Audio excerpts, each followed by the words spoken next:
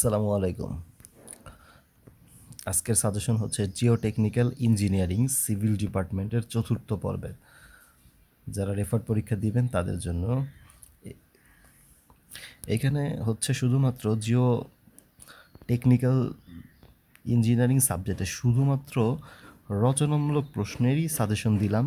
এই রচনামূলক প্রশ্ন পড়লে সেখান থেকে আপনার রচনামূলকও হবে, প্লাস হচ্ছে আপনার সংক্ষিপ্ত প্রশ্ন সেগুলোও হয়ে যাবে।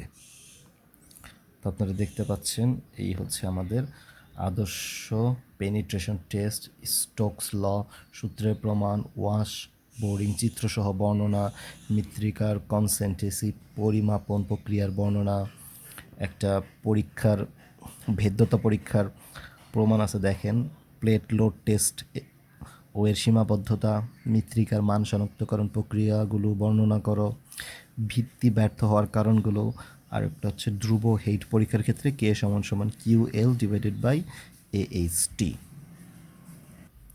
এরপরে আছে হচ্ছে মৃত্তিকার আনকনফাইন্ড কম্প্রেনশন টেস্ট বর্ণনা, মৃত্তিকার সাধারণ ধর্মাবলী আলোচনা করো, মৃত্তিকার ঘনত্ব সূচক প্রমাণ করো যে ই সমান সমান WG, পিকোনোমিটারের সাহায্যে মাটির আপেক্ষিক গুরুত্ব নির্ণয়, আদর্শ প্রক্টর পরীক্ষা বর্ণনা, মৃত্তিকার সূক্ষ্ম চালনী বিশ্লেষণ পদ্ধতি, কোলম্বের ভয়েস তত্ত্বের মৌলিক ধারণা, আর একটা লাস্টে একটা প্রমাণ। আচ্ছা, এই হচ্ছে টোটাল সাজেশন।